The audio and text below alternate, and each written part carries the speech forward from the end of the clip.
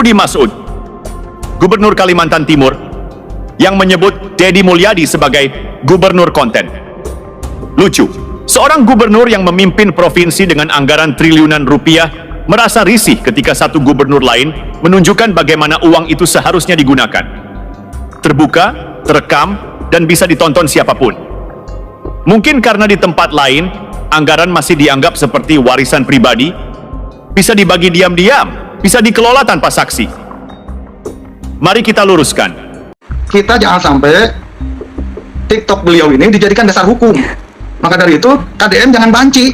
Hibah yang biasanya diterima oleh pesantren di tahun 2025 ini akan ditiadakan. Lalu banyak juga kegiatan-kegiatan yang diusulkan oleh kabupaten kota yang juga dihapus oleh Kang Deddy Mulyadi ya, dalam sebuah proses pembahasan yang tidak melibatkan DPRD. Kalau anak di bawah umur, kita kembalikan ke orang tuanya. Kalau anak-anak sudah di atas umur melakukan tindak pidana, kita sidik tuntas terkait dengan tindak pidananya. Kan begitu. Udah aturan hukumnya, kenapa harus ngarang-ngarang itu? Nggak usah. Peraturan Menteri Pendidikan membolehkan pembelajaran di luar kelas atau di luar sekolah. Tetapi tadi misalnya belajar sejarah, oh ini datang ke museum, kan boleh. Kang Deddy, gubernur konten. Kali ini, rakyat benar-benar menyaksikan bagaimana Deddy Mulyadi terus dikeroyok oleh para politisi yang mulai kepanasan. Mereka mencoba melucuti satu persatu kebijakan Deddy Mulyadi dengan dalih keinginan rakyat. Padahal rakyat justru mendukung kebijakan-kebijakan itu. Tapi inilah kenyataannya. Sama seperti saat mereka kampanye dulu, mereka merangkai kata bersuara lantang atas nama kepentingan rakyat. Padahal yang mereka perjuangkan hanyalah kepentingan mereka sendiri. Bagaimana tidak? Belum genap menjabat 3 bulan, Deddy Mulyadi sudah membuat mafia dana hibah muntah darah dan membuat para pemeras orang tua siswa kehilangan lahan basah. Hari ini kita bahas tuduhan murahan yang dilemparkan oleh pejabat-pejabat yang gelisah bahwa Deddy Mulyadi adalah gubernur konten. Tentu saja tuduhan ini tidak datang dari rakyat. Tuduhan ini datang dari mereka yang alergi terhadap transparansi. Dari mereka yang panik saat kamera rakyat mulai diarahkan ke wajah para pengambil keputusan. Yang paling vokal, Rudi Masud, Gubernur Kalimantan Timur, yang menyebut Deddy Mulyadi sebagai gubernur konten. Lucu, seorang gubernur yang memimpin provinsi dengan anggaran triliunan rupiah merasa risih ketika satu gubernur lain menunjukkan bagaimana uang itu seharusnya digunakan. Terbuka, terekam, dan bisa ditonton siapapun. Mungkin karena di tempat lain, anggaran masih dianggap seperti warisan pribadi, bisa dibagi diam-diam, bisa dikelola tanpa saksi. Mari kita luruskan. Deddy Mulyadi bukan gubernur konten. Ia gubernur yang bekerja dan tidak takut rakyat tahu apa yang dia kerjakan.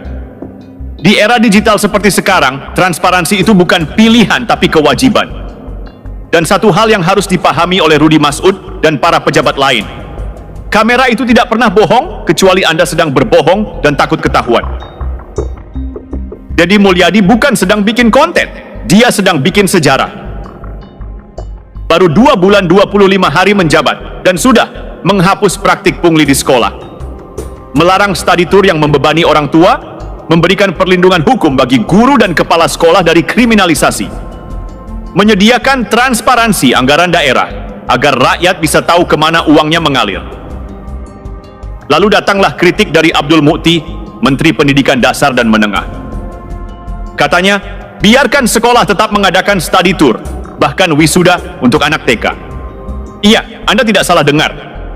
Di saat rakyat menjerit karena biaya hidup, orang-orang justru ingin mempertahankan budaya konsumtif dan tidak esensial. Pak Menteri, Pak Gubernur Kaltim, para komentator politik, mari kita jujur sebentar saja. Apakah kalian marah karena Deddy tidak bekerja? Atau kalian sebenarnya marah karena Deddy terlihat bekerja dan itu membuat kalian terlihat malas? Karena kenyataannya, hanya di era Deddy Mulyadi, rakyat Jawa Barat merasa benar-benar punya pemimpin. Bukan sekadar pejabat berjas yang suka datang saat pemilu dan hilang saat rakyat kesulitan. Deddy hadir setiap hari. Bukan di panggung mewah, tapi di pinggir kali, di pasar, di rumah warga. Dan yang lebih penting, semua itu direkam. Supaya rakyat tahu, supaya tidak ada yang bisa disembunyikan. Dan mereka sebut ini pencitraan. Kalau mempublikasikan kerja disebut pencitraan, mari kita uji konsistensinya. Mengapa tidak ada satupun dari kalian yang berani ikut direkam 24 jam seperti Dedi? Kenapa tidak ada satupun yang mau menunjukkan hari-harinya di hadapan publik setiap detik? Karena kalian takut. Bukan pada kamera, tapi pada kenyataan bahwa kalian sendiri tidak bisa menandingi kerja keras itu.